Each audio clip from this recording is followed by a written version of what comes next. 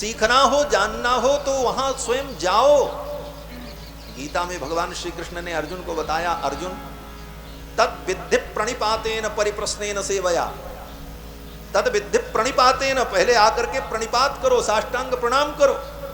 तद विद्धि प्रणिपातेन परिप्रश्नेन सेवया, और पहले कुछ दिन सेवा करो और तब प्रश्न करो क्या तुमको जानना।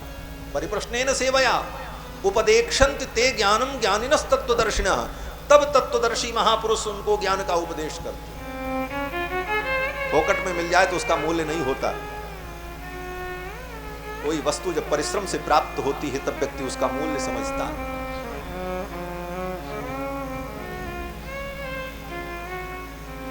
भगवान श्री रामानुजाचार्य, जिनकी विशुद्ध परंपरा में हम सभी लोग श्री वैष्णव लोग भगवान की भक्ति के पथ पर चलते हैं, भगवान रामानुजाचार्य अपने गुरु जी के पास मंत्र के रहस्य को जानने के लिए 17 बार गए।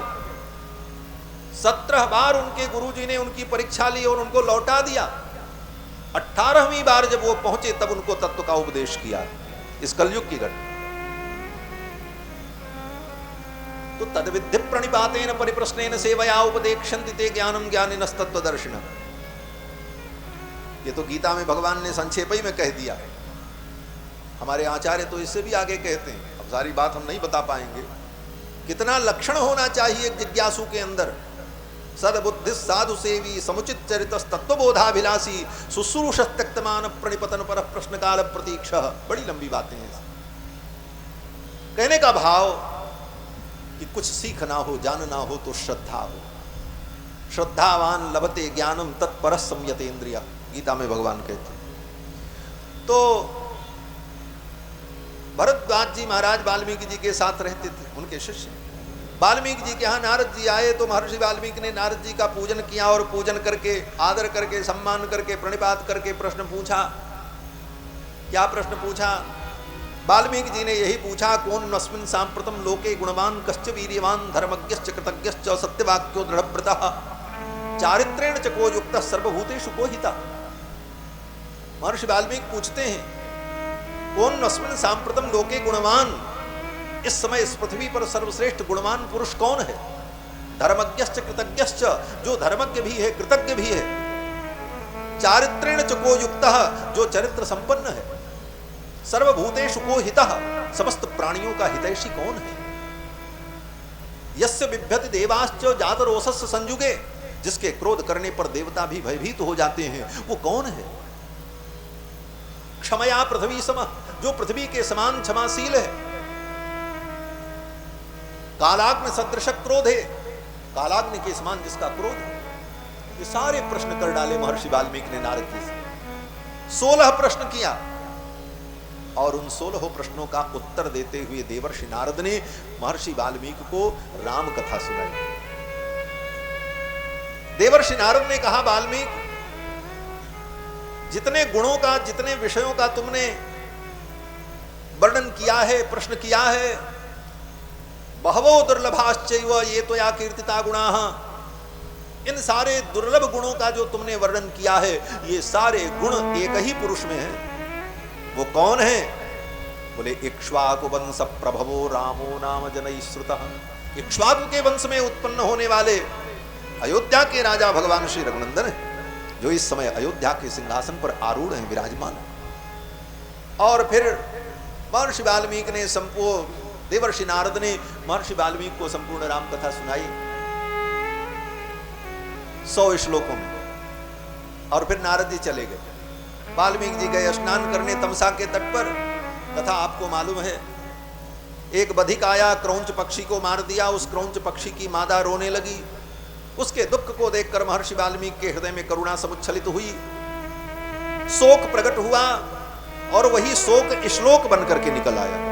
शोकः श्लोकत्वमागतः, शोक ही श्लोक बन गया। और महर्षि वाल्मीकि के मुख से श्लोक प्रकट हुआ, मानषाद प्रतिष्ठां त्वं अगमः शाश्वती समाः यत् क्रौंच मिथुनादेकम् अवधीः काममोहितम्। भरद्वाज जी ने उसे याद कर लिया।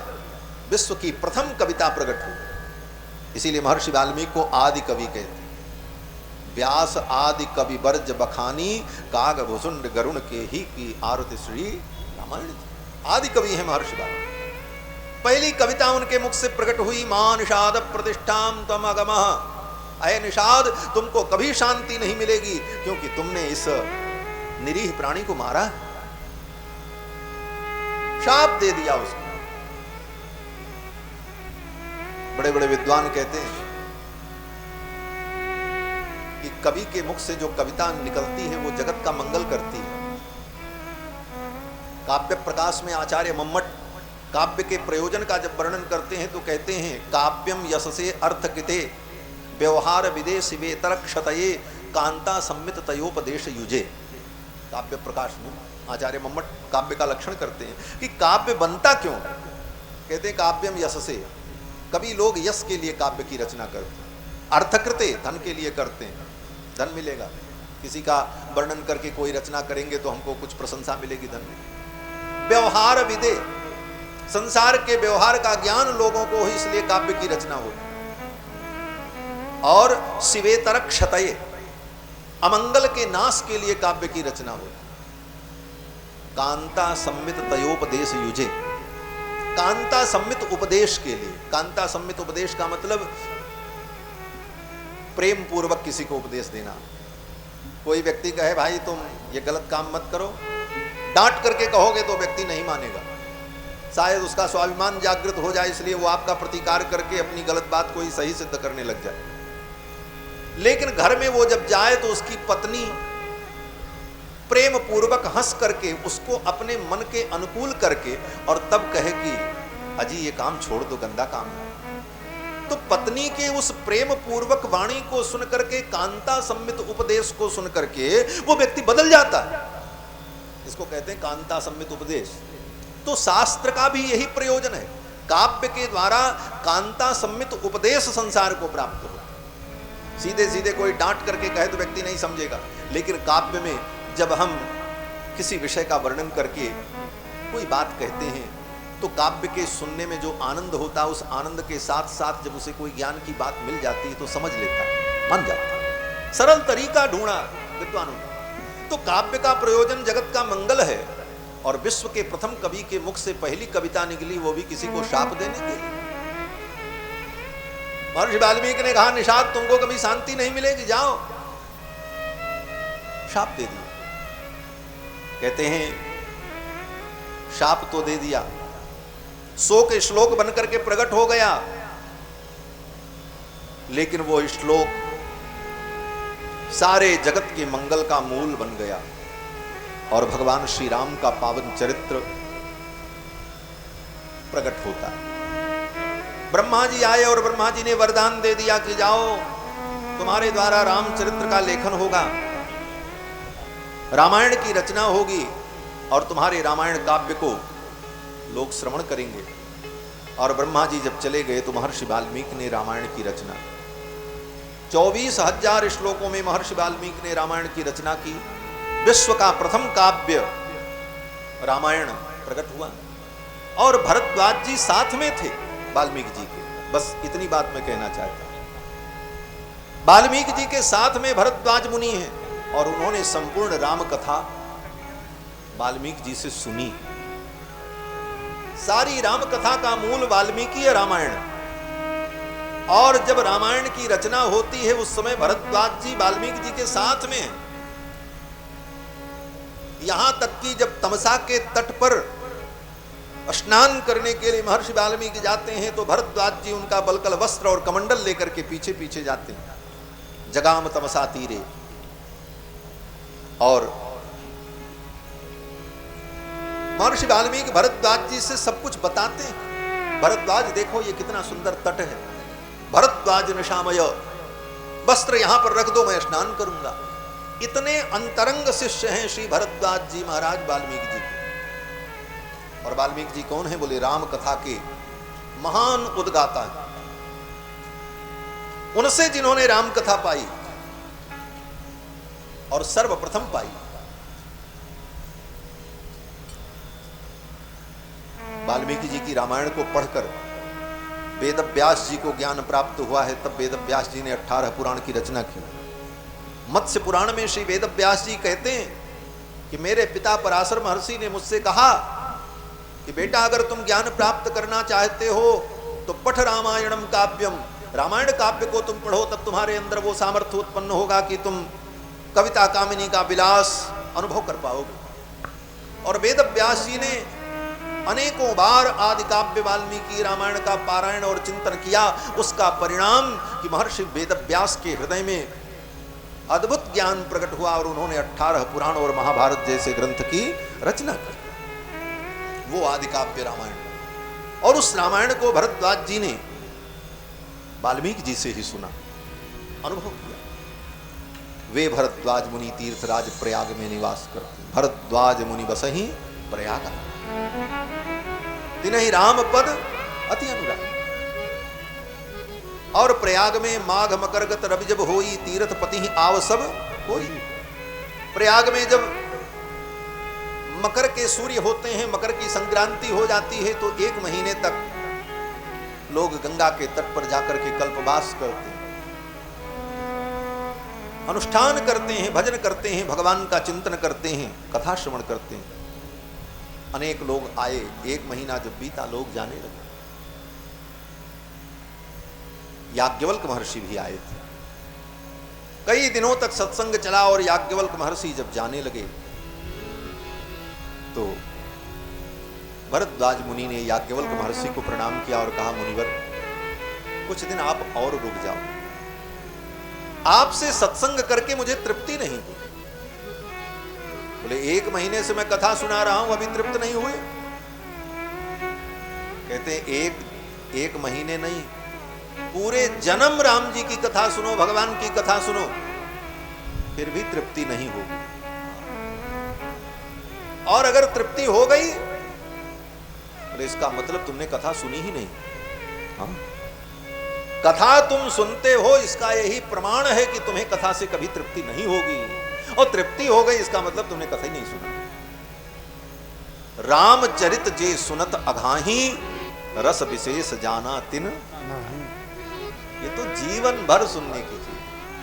वेद व्यास जी कहते हैं, पिबत भागवतम रसमालयम, ये भगवान की कथा का जो रस है इसको पियो। कब तक पियो? बोले पिबत भागवतम रसम कियत काल पर्यंतम, बोले आलयम। आलयम माने मृत्यु पर्यंतम, आलयम जब तक तुम्हारा लय न हो जाए तब तक इसको पियो। पिबत भागवतम रसमालयम। कई बार पिए? बोले मुहुर अहो, मुहुर मुहुर अहो, बार बार इसको पियो। रसिकाहा भुवि भावुकाहा, इस पृथ्वी के जो रसिक लोग हैं वो लोग इसका पान करें, क्योंकि पृथ्वी वालों को मिलेगी, वैकुंठ वालों को नहीं मिलेगी। स्वर्ग में कथा नहीं होती, स्वर्ग में सब होता है, कथा नहीं होती। और कथा नहीं होती इसीलिए स्वर्ग में भी व्यथा होती। आप ही न सोचना कि स्वर्ग में केवल सुख ही सुख होता है, स्वर्ग में भी व्यथा होती। हाँ, वहां तो इतनी बड़ी व्यथा होती कि उतनी बड़ी व्यथा यहां नहीं होती। रावण संसार के किसी प्राणी को थोड़ी दुख देता था, ये मृत्युलोक के प्राणियों को तो भुनगे समझता था। बोले इनको क्या मारे, ये तो सब मराए, ये तो मृत्यु के परवश हैं, इनको मैं क्या मारूं। रावण तो सीधे गदा उठा करके स्वर्ग जाता था, देवताओं को मारता था, सारी विपत्ति उन्हीं के ऊपर पड़ती थी। देवन तके मेरे गिर खोहा, स्वर्ग छोड़ छोड़ करके सब जाकर के गुफाओं में छिपते। रावण आवत तके क्या चौपाई सकोहा, रावण को आते क्रोध में देखकर देवता लोग देवन तके मेरी गिर खोहा, गुफाओं में जाकर के छिप जाते। तो स्वर्ग में भी विपत्ति आती है, ऐसा नहीं है कि स्वर्ग में सब सुख ही सुख है। हाँ, और स्वर्ग में विपत्ति आती क्यों? तो भाई हम साधु वाली कथा सुनाते हैं, जो बात आ जाएगी हम सब कह डालेंगे। ये साधु शाही कथा, वो वाली कथा नहीं है महाराज कि एक ट्रैक पे चल रहे हैं तो चलते ही चले जा रहे हैं। साधु की कथा है, मस्ती की कथा, जो आ जाए जहां की बात महत्वपूर्ण उसको उसी समय कह लेना। स्वर्ग में ये विपत्ति आती क्यों है इतनी? क्योंकि स्वर्ग के लोग कथा नहीं सुनते, वो कथा नहीं सुनते इसलिए उन्हीं के ऊपर विपत्ति आती है। करते क्या है? बोले अपने ऐश्वर्य के मद में देवता लोग भगवान को भूल जाते हैं, अप्सराओं का नृत्य देखते हैं, गंधर्वों का गान सुनते हैं, और भगवान का गुणगान छोड़ करके जब अप्सराओं का नृत्य और गंधर्वों का गान सुनने में वो व्यस्त हो जाते हैं तो उन देवताओं के ऊपर भी विपत्ति आ जाती है। भगवान कहते हैं अब इनका कान गर्म करना पड़ेगा तब इनकी बुद्धि शुद्ध होगी। तो रावण कुंभकर्ण जैसे दुर्दांत दानव प्रकट होकर उन देवताओं को जब त्रास देते हैं तब उनको भगवान की याद आती है। तब वे देवता स्तुति करते हैं, जय जय सुरनायक जन सुखदायक प्रणत पाल भगवंता गोद्विज हितकारी जय असुरारी सिंधु सुता प्रिय करते। और पहले ही कर लिए होते तो ये विपत्ति ना आती। कह हनुमंत विपत्ति प्रभु सोई जब तब सुमिरन भजन न हो। भगवान का सुमिरन भजन न हो वही विपत्ति है। और ये दिव्यता है कि हम भूलोक में विद्यमान हैं और ये रस यहां प्राप्त है। इसीलिए वेदव्यास जी कहते हैं भुवि भावुकाः पिबत भागवतम रसमालयम मुहुरहो रसिकाः भुवि भावुकाः। इस पृथ्वी पर रहने वाले जो रसिक भावुक हैं वो इस रस का बार बार पान करें, इसको पियो। तो भगवान की कथा को सुन करके अगर तृप्ति हो जाए तो समझ लो वो रस पिया ही नहीं। रामचरित जे सुनत अघाही रस विशेष जाना तिन नहीं। वाल्मीकि जी से सुन करके भी भरद्वाज जी तृप्त नहीं। एक महीने याज्ञवल्क्य जी ने सुनाया फिर भी भरद्वाज जी तृप्त नहीं हुए। और भरद्वाज जी ने कहा मुनिवर कुछ दिन और रुको और आप मुझे भगवान की कथा सुना। रोक लिया महाराज, चरणों में वंदना की, प्रार्थना की, रुक गए। संत बड़े दयालु हृदय होते हैं। संत हृदय नवनीत समान। अगर आपकी श्रद्धा और समर्पण निष्कपट भाव से है तो संत को आप अपने वश में कर लोगे और आपके जीवन में एक संत आ जाए जीवन धन्य हो जाए। हमारे पूज्य महाराज श्री कहा करते थे हमारे आपके जीवन में एक संत हो और हमारे आपके जीवन में एक ग्रंथ हो। हमारे आपके जीवन में एक संत हो और हमारे आपके जीवन में एक ग्रंथ हो और संत और ग्रंथ के निर्देश में एक निश्चित पंथ हो, एक मार्ग तय हो जाए। उस मार्ग पर हम चल पड़े, अपने गंतव्य तक पहुंच जाएंगे। इसलिए जीवन में एक संत और उन संत के बताए हुए ग्रंथ का आश्रय लेकर के एक पंथ को प्राप्त कर लो। और वो पंथ क्या होगा? बोले महाजनो जेन गताः स पंथ। महापुरुष जिस पंथ पर चले उस पंथ पर चल पड़ो, जीवन दिव्य हो जाएगा, मंगलमय हो जाएगा। श्री भरद्वाज मुनि ने याज्ञवल्क्य जी को रोक लिया और कहा महाराज हम आपसे राम कथा सुनना चाहते हैं। याज्ञवल्क्य जी समझ गए कि ये राम कथा के प्रेमी हैं। और भरद्वाज जी ने याज्ञवल्क्य जी से प्रश्न किया। क्या प्रश्न किया? बोले प्रश्न यही किया, राम कवन प्रभु पूछहूं तो ही। हे प्रभु मैं से आपसे पूछता हूं राम जी कौन है? याज्ञवल्क्य जी देखने लगे, अरे राम जी कौन है इतना ही नहीं पता है? राम कवन प्रभु पूछहूं तो ही कहिए बुझाए कृपा निधि मोह। आप समझा करके हमको बताओ, हमको समझ में नहीं आ रहा राम जी कौन है। वो भरद्वाज जी जिन्होंने वाल्मीकि जी से संपूर्ण कथा सुनी, जिनके सामने रामायण लिखी गई, जिन्होंने राम जी का कितने बार दर्शन किया, प्रयाग में राम जी का आतिथ्य किया, वो पूछ रहे हैं राम कवन प्रभु पूछूं तो ही। आप कहोगे राम जी से मिलने के बाद भी वो राम जी को नहीं जाने? बोले सब जानते हैं, लेकिन ये अपने गुरु जी से याज्ञवल्क्य जी से ऐसा कहे क्यों? बोले अपने आचार्य अपने गुरु के सामने व्यक्ति को अपनी अज्ञता का, अपनी अज्ञानता का अनुसंधान करना चाहिए। आचार्य सन्निधौ अज्ञताम अनुसंदधीत, ये सिद्धांत। अपने आचार्यों के सम्मुख अपनी अज्ञानता का अनुसंधान करना चाहिए। यही वो विनम्रता होती है जो आचार्य के हृदय को द्रवित कर देती है। तब आचार्यों के हृदय से ज्ञान की धारा बह चलती है। और अगर वो तुम्हारी विनम्रता नहीं दिखाई पड़ी, कहीं भी तुम्हारी वाणी में, व्यवहार में अभिमान दिखाई पड़ा, मान दिखाई पड़ा, तो आचार्यों के हृदय से वो ज्ञान की धारा प्रकट नहीं। इसलिए आचार्यों के सम्मुख, गुरुजनों के सम्मुख सदा विनम्र बने रहना चाहिए। आचार्य सन्निधौ अज्ञताम अनुसंदधीत। एक उदाहरण आपको मैं बताऊं। हमारी अयोध्या में एक स्थान है, श्री विजय राघव जी का मंदिर, मत्त गजेंद्र चौराहे के पास में, महाराजा इंटर कॉलेज के जस्ट बगल में। बड़ा पुराना स्थान है। वहां के पूज्य स्वामी जी महाराज थे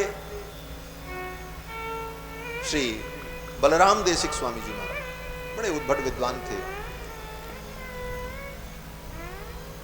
भगवान के परम भक्त थे। उन्होंने उस मंदिर की स्थापना की। वहां आज भी परंपरा है, बिजली नहीं जलती, दीपक से ही सारा काम आज भी होता है। बाजार की कोई वस्तु, चीनी, मिठाई, कुछ भोग नहीं लगता। अपने खेत से, भगवान की जो खेती है उससे जो गन्ना होगा, उससे जो रस निकलेगा, उसकी जो घोटी शक्कर बनाई जाएगी, उसी से सब कुछ मिष्ठान्न बनता है। अपनी गाय के घृत से ही भगवान का पकवान बनता है, बाकी बाहर का कुछ। कुएं के जल का प्रयोग होता है, बाहर पाइप और बोरिंग का जल नहीं। इतना आचार विचार। वहां के स्वामी जी महाराज थे श्री बलराम देशिक स्वामी जी महाराज। उनके शिष्य थे स्वामी श्री राम प्रपन्नाचार्य जी महाराज, बड़े उद्भट विद्वान थे। पूरे भारत में उन्होंने शास्त्रार्थ करके दिग्विजय किया था। इतने बड़े विद्वान थे। एक दिन कोई भक्त आया, उस भक्त से वो बात कर रहे थे। तो भक्त जब जाने लगा तो उन्होंने कहा, देखो आज तुम्हारी यात्रा है और यात्रा में एक श्लोक पढ़ करके जाना, तुम्हारी यात्रा मंगलमय होगी। तो शिष्य ने कहा, क्या श्लोक? बोले, मंगलम भगवान विष्णु मंगलम गरुड़ध्वज मंगलम पुंडरीकाक्ष मंगलाय। तब तक उधर से उनके स्वामी जी महाराज श्री बलराम देशिक स्वामी जी आ गए। सुन लिया। उन्होंने पूछा कि ये श्लोक तुमने जो अपने शिष्य को बताया, इसका अर्थ क्या है? अब गुरुजी पूछ रहे हैं शिष्य से, बताओ इसका अर्थ क्या है? तो राम प्रपन्नाचार्य स्वामी जी महाराज ने हाथ जोड़ लिया। बोले, स्वामी जी, दास इसका अर्थ बताने में असमर्थ है। बोले, इसका अर्थ बताओ, इसका मतलब क्या हुआ? सारे भारत के विद्वानों को शास्त्रार्थ में पराजित कर देने वाले महापुरुष ने अपने गुरुजी के सामने हाथ जोड़ लिया। बोले, इस श्लोक का अर्थ करने का सामर्थ्य मेरे अंदर नहीं, आप सुनाओ, हम क्या बताएं। मंगलम भगवान विष्णु मंगलम गरुड़ध्वज का अर्थ उन्होंने अपने गुरु के सामने नहीं किया, हिम्मत नहीं हुई। ये विनम्रता, इतना ज्ञान होने के बाद भी। इसीलिए कहा कि आचार्य सन्निधौ अज्ञताम अनुसंदधीत। आचार्य की सन्निधि में, गुरुजनों की सन्निधि में अपनी अज्ञता का अनुसंधान करना चाहिए। अपने ज्ञान का अनुसंधान करोगे तो फिर गड़बड़ हो जाए। इसीलिए भरद्वाज मुनि ने याज्ञवल्क्य जी के सामने अपनी अज्ञता का अनुसंधान किया। सब कुछ जान रहे हैं, लेकिन कहते क्या हैं? राम कवन प्रभु पूछहूं। हम तो जानते ही नहीं राम जी, आप बताओ। राम कवन प्रभु पूछहु तोहि, कहिए बुझाई कृपा निधि मोहि। राम कवन प्रभु पूछहु तोहि, कहिए बुझाई कृपा निधि मोहि। एक राम अवधेश कुमारा, तिनकर चरित विदित संसारा। एक राम अवधेश कुमारा, तिनकर चरित विदित संसारा। नारी विरह दुख लहु अपारा, भयउ रोष रन रावण मारा। नारी विरह दुख लहु अपारा, भयउ रोष रन रावण मारा। अपर को जाहि जपत त्रिपुरारी।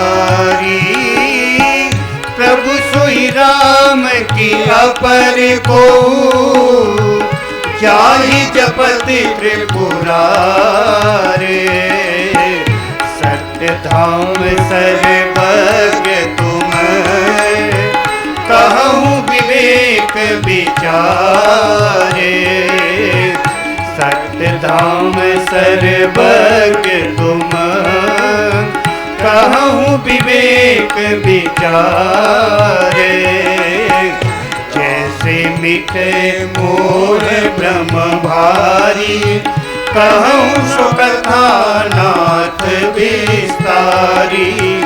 कैसे मिटे मोर ब्रह्म भारी कहूँ सो कथा नाथ विस्तारी। राम कबन प्रभु पूछूं तो ही कहिए बुझाई कृपा निधि मोही।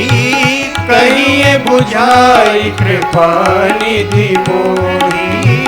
कहिए बुझाई कृपा निधि मोही।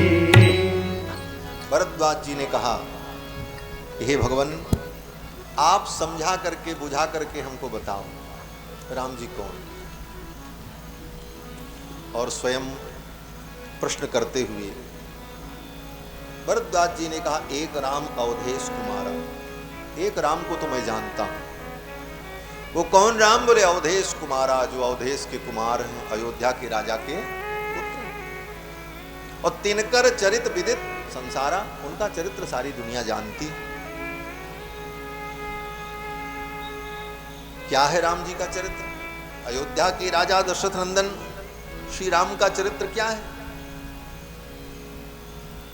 तो भरद्वाज मुनि ने एक चौपाई में ही पूरा रामचरित्र कह दिया।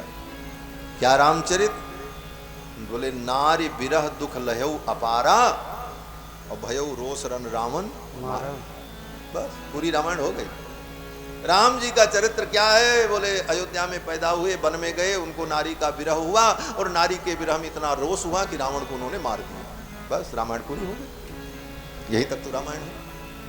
क्या काव्य की कला है गोस्वामी तुलसीदास जी की कि एक चौपाई में संपूर्ण रामायण के भाव को समेट दिया। बहुत सरल नहीं है। लगता है कि चौपाई तो कोई भी बना लेगा, लेकिन भावों को संक्षिप्त करके और संपूर्ण भाव को व्यक्त कर देना अल्प शब्दों में, यह कवि की कुशलता बड़ी विलक्षण है। ये तो परमात्मा की कृपा से ही प्राप्त होती है। भरद्वाज जी कहते हैं, एक राम अवधेश कुमारा, तिनकर चरित विदित संसारा। नार बिरह दुख लयो अपारा, भयो रोष रन रावण मारा। एक राम तो हो, प्रभु सोई राम की अपर को। क्या वही राम है जिनका नाम त्रिपुरारी भगवान शंकर जपते हैं? आप तो सर्वज्ञ हो, अब आप हमारे इस संदेह को दूर करो। कल मैंने कहा था कि संसार में एक विचारधारा जो चल पड़ी थी कि परब्रह्म परमात्मा राम कोई और हैं और दशरथ नंदन राम कोई और हैं। इस विचारधारा को शुद्ध करने के लिए ही गोस्वामी जी ने उस काल में इस काव्य को प्रकट किया। इस प्रकार का जो भ्रम लोगों का है वो भ्रम दूर करने के लिए, और यही इस काव्य की भूमिका बनती है। भरद्वाज जी से पूछना शुरू किया और भरद्वाज जी ने याज्ञवल्क्य जी से पूछा। याज्ञवल्क्य जी बड़े प्रसन्न हुए। याज्ञवल्क्य जी कहते हैं, चतुराई तुम्हार मैं जानी, तुम्हारी चतुराई मैं जान गया।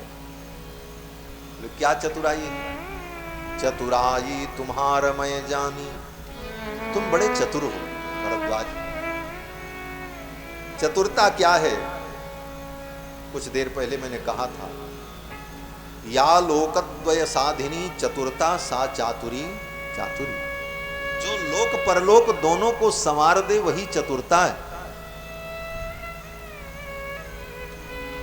जो भगवान का गुणानुवाद कर रहे हैं, भगवान की लीला श्रवण कर रहे हैं, भगवान की भक्ति कर रहे हैं, वही चतुर हैं, बाकी सब मूर्ख हैं। चाहे वो प्रोफेसर हो, चाहे प्रिंसिपल हो, चाहे वो कुलपति हो, चाहे जो मन हो। तो वास्तव में चतुर वही है जो भगवान की भक्ति कर रहा है। उससे बड़ा चतुर और बुद्धिमान कोई हो नहीं सकता, वही चतुर है। याज्ञवल्क्य जी कहते हैं चतुराई तुम्हार में जाने, कीन्हु प्रश्न मनहु अति मूढ़ा। ऐसा प्रश्न तुमने किया जैसे कोई मूढ़ प्रश्न करता हो, मूर्ख प्रश्न करता। और फिर याज्ञवल्क्य जी प्रसन्न हो गए और उन्होंने कहा अब मैं तुम्हें वृत्तांत सुनाता हूं। एक बार त्रेता युग माही शंभु गए कुंभज ऋषि पानी, संग सती जग जननी भवानी पूजे ऋषि अखिलेश्वर जानी। एक बार त्रेता युग में भगवान शंकर कुंभज के यहां अगस्त मुनि के यहां कथा सुनने के लिए, भगवान शंकर कथा सुनने के।